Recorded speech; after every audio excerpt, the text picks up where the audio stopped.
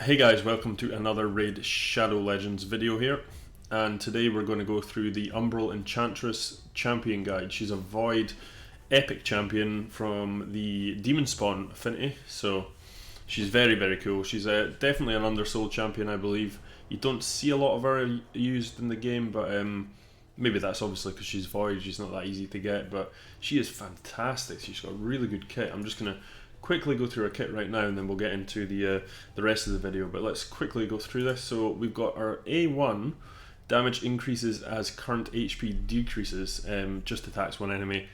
Don't really need to book this one if you don't need to, but I mean it does give you a lot of extra damage, right enough. This hits really hard, like super hard, and the rest of our kit will explain why this is so good. So going on to our A2, Immolate level 6. So this thing here is like, hits like a truck. I'm not joking. I mean, this is the biggest thing about her is our stats, our base stats. We'll show you in a minute, but they're not huge, but our hidden multipliers. So in Raid Shadow Legends, you obviously see the stats, your defense, your attack, your HP, whatever the damage is based off. But there's hidden multipliers behind it, and the hidden multipliers on this champion are huge because she hits so hard. So this thing, if you gear her right, would like kill most teams in arena. And apart from doing that, it has an 80% chance, 100 when booked, of putting a block buffs debuff, which is huge as well. I mean, I'm going to say arena a lot because this girl is definitely an arena champion. She can be used in a couple of other dungeons, but she's most definitely an arena specialist. So blocking buffs, you know, you're going to be stopping Siphi, putting on all our crazy stuff for block debuffs. You're going to stop Duchess Lilitu, putting on the perfect veils. You're going to stop all these top champions doing what they do best. You're going to stop Valkyrie, putting on our counter attack, or Skull Crusher for that matter. Just so many uses here. So very good ability. Then our best ability, also important to note, all our damage is based off defense, which is really good. So sustain champions doing more damage off their sustain obviously is better than the attack. And Undying Evil level 5, this is our real kind of shining ability. So it attacks all enemies, has an 80% chance, 100 when booked, of placing a 2-turn provoke, which is nuts. And it places unkillable on this champion for 2 turns. Now it does put a block cooldown skills for 5 turns, and you can't do anything about it. You can't resist it, block it, can't remove it or anything like that. But if you use this ability, you're probably going to kill them in 2 turns really, or you're going to die, one or the other. So this is super powerful, this ability. The 2-turn provoke, you need to build her with accuracy for this to land. Make sure you do that. I see a lot of people building this champion with like 150, 200 accuracy, and it's just not going to work. You're gonna waste this ability. But if the provokes land here, it's pretty much signed, sealed, and delivered, because all the champions will provoke onto her, take her health all the way down, and then her A1 hits unbelievably hard if you build her right. Because at that point you're going to be right at the last little slither of health, but you're going to be unkillable. Now, it is a Rotos meta, another thing to worry about. He will just power through that unkillable and kill this champion. So Rotos has changed a lot in arena. I know I keep talking about arena, probably a lot of you guys don't play it, but I play quite a lot of arena. I do quite like it, and it is a massive Rotos meta at the moment. And if we quickly go to Rotos here, his last ability, Fated Destruction, will ignores defense, but it also ignores unkillable and block damage buffs, so that is a problem. But you can't base your whole team around one champion. There's other champions that can take him out of the game as well, so build teams around it if you can. But yeah, super cool. So going on to her stats here, she's got a 1,354 defense, which isn't huge for a defense-based champion, but like I say, her multipliers are huge because she hits super hard compared to, you know, champions that I've got that are like 1,500 and stuff like that. So yeah, very cool. I've got it kitted out now. I've got most of my decent gear from the sets that I need on other champions just now, and I literally just threw this build together because I'm trying out a new kind of arena team, which I'm going to show you in a minute. So this is not ideal gear any way, shape or form, but what I did is I just chucked this on her. I've maxed her out in terms of starring and books and everything like that, masteries, and she's still performing ridiculously well. And I've not even maxed out most of her gear. She's only level 12 helmet and weapon, ring and amulet just now, so I could get much more crit damage if I put a different an actual crit damage thing on here. But let's just go through the stats I'm on just now. So She's at 4.2 defense. I can definitely get that higher. You want to get that to about 5k. Attack, not needed. HP, need a little bit for sustain if you can get it. Speed's terrible. She's not a fast champion. I think her base speed's 93, so she is slow. But the way you kind of want to build your team around her, you kind of want her going last anyway. Yeah, so you don't want to. If you pile too much speed into her, it's going to be way too resource intensive to get her to that fast speed to put on those block buffs right away. So you can play it with other champions. You know, someone like a Madame Ceres, take all their buffs away, maybe put them to sleep with Kaimar, and then use her to block buffs, and suddenly, boom, you've pretty much destroyed their team. So our critical rate, so I'm running at 55%. I know that seems low, but the team I'm using at the moment, I'm trying to use Mausoleum Mage, who gives her an extra 30% crit. So I'm looking to get this up to about 70. So I've just got to kind of re-gear and kind of level up some stuff, and I should get that up to about 70. Crit damage is way too low. I need this up 200 plus. But our accuracy is good. I've really focused. The main thing I'm looking at her is utility. Although she's doing a ton of damage, and I mean she does a ton of damage, the main reason for using her is her utility, the block buffs and the provoke. So I've got 336 accuracy at the moment. I want to get that a lot higher. I'd like to be 400 plus really for high level arena. But again, I've just kind of started using this champ. I've only got a 5-star accuracy banner on her. I can get loads more accuracy through it. You know, I got resistance rolls here, so loads of room for improvement. But yeah, looking for a bit more defense, a bit more crit damage, and more resistance really. And that is that. In terms of our masteries, so I've gone down defense and support trees because I'm using her for arena.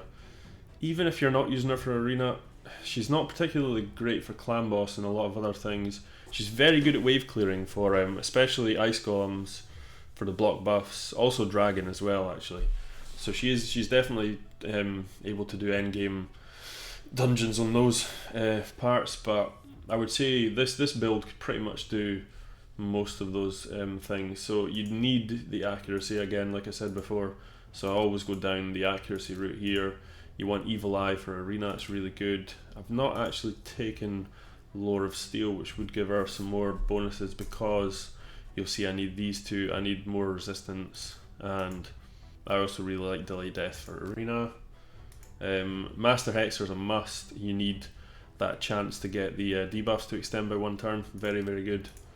Also Sniper, an extra 5% chance. Eventually, once I think I have actually booked her up, so I don't specifically need this, so I might actually respec this now and put on the counter attack, which is what I was planning I think originally. And then finally I've gone down to the bottom for Eagle Eye for an extra 50 accuracy. You could potentially, and on this tree I've actually used more defense.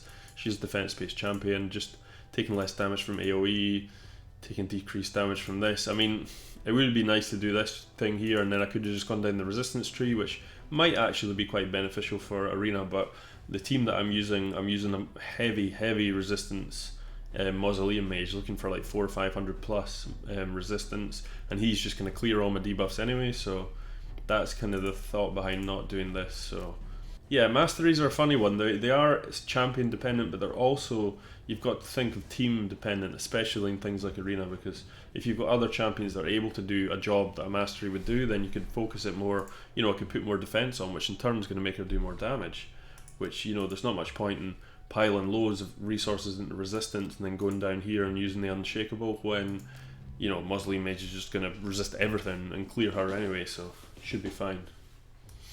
Now, I have fully booked her. You don't, again, the first one, if you get really lucky and don't get any pulls in the first one, but you're probably better just fully booking her. But these two here, they do need fully booked. You want the 100% chance for both, really. Plus that extra damage as well. They do a lot of damage, it's pretty good. So actually, you know what, I just realised we kind of went through the stats there, but never actually went through the artifacts that's on her, which is a bit silly. So yeah, I've got a 2-piece speed, 2-piece accuracy, 2-piece defense. You could kind of go with any. I mean, I don't specifically need the speed because I could get speed from other A's. I'm not looking to make her fast the way I'm kind of making this team, so I could probably pile more into accuracy or defense, to be honest. But not great kit on her just now, as you'll see. Resistance heavy roll here, crit damage is good. More crit damage and accuracy, that's fine. They've got resistance again, don't particularly need with the way I'm building this. More defense is good. Crit damage gloves you need, defense chest, and defense boots, which is probably ideal for her, to be honest. You could do speed boots as well if you want to try and make her faster, but meh, don't see the point. I've not actually got a decent crit damage amulet at the moment. They're all on my other characters, so I'm missing from there. I'm missing a lot of decent gear for her. Just because I think I've got pretty much every single demon spawn in the game now, all the legendaries, so all my gear's on other ones, so I don't have very much stuff available for her. But like I said before, you're really looking for defense, accuracy, crit damage. That's kind of your main three. Going on to reviews now. Her recommended artifacts. Yeah, I wouldn't put her on life as such. Yeah, defense is one of the main ones. She's a 5 for offense, arena that is. She's definitely a 5 for arena defense. That's her best area. She's an arena champion. Campaign locations, probably a 4. She is usable. Dragon's Lair, she's a 5, definitely. Spider's Den, she's not good. I would call her a 3. Ice Golem, she's definitely a 5. Clan Boss, not any use. To be honest, she's going to easy do things like Minotaurs. Fire Knight, she's not good at all. I would probably put a 2 for Fire Knights. Magic Keep she can do, definitely. Void, all these things, these aren't hard dungeons, so I usually put any of the decent champions at maybe the Spirit Keep, she doesn't have much going on, so I'll put her there. Faction Wars 5, definitely a 5. She's very good in Faction Wars actually. Okay, so that is the rating submitted. So let's quickly fire into an arena. Let's have a wee refresh. Go into an arena team. So here we go. So this is a kind of a rough idea of the team I'm running here. So we've got a Zavia, Razin against us. So I'm using Razin for extra resistance, Mausoleum Mage for loads of resistance and debuff, cleansing, and then I'm using Umbral as kind of my main damage dealer actually. So at the moment she doesn't have good gear on, remember, but let's just go ahead. So I'll put it on ×1 for her. I'll wait till we get to her actually. So I've just provoked with my Krisk, which gives them all defense down, lowers attack. So this puts the defense up of all my champions here. I'm going to reset the turn meter with Razin, which has actually ended up killing a load of them anyway, so it was kind of pointless this, but as you can see, boom, she hits at the end and clears the wave. So maybe let's pick a stronger team. It was just a reset the other day, so you can see the teams aren't suited. Oh, here we go. So we've got a Bad El, Torment, Arbiter, and Zavia here. This is a good team, so let's see how we fare against this one. So I'm not going to get to go first here, obviously, because I'm using my Krisk instead of Arbiter. But I should be able to get my provokes on still. There we go. Put on the increased defense. So here I can put on, so you've got two options. If I put this on right now, I'm not going to get the block buffs, and I'm going to get a double provoke, but it's going to be, you know, I'm going to put the block cooldown skills thing on. So I want to use this first and put the block buffs thing on first, which is really good. But look how hard that hit right away, you know. That hit everyone super hard there, you know. It is a crazy ability. I'm just going to heal with my Mausoleum Mage. And obviously because she's defense based, she takes a lot less damage. Let's reset things here. So okay, now we just got to kill Torment. Let's see how much damage this does to Torment. Not a lot there because he's super hard, but you know, it's Torment, it's different. He's also frozen, which he deals a lot less damage. Right, let's try one more. Let's have a wee look. That's probably a bit too low power. Who have we all got? Like I say, it's just been reset the other day. Let's go at the bottom here, because this looks quite a hard team. It's got Torment, it's got a Mausoleum Mage, Skullcrusher, Rotos. They're pretty hardy teams, so let's go in against them so we can provoke. So they've all got shields as well, which means they're taking a lot less damage. Shields up. Rotos is trying to do his crazy shenanigans. Right, let's see how this works, because they've all got shields, so I'll use the A2. So it broke straight through the shields of the Skullcrusher anyway. Now we'll keep going through, now that the shields are down. Ooh, lucky I didn't die from Rotos there. Let's reset some stuff. Razin hits pretty hard in this team as well, incidentally. Let's heal up. Increase buffs.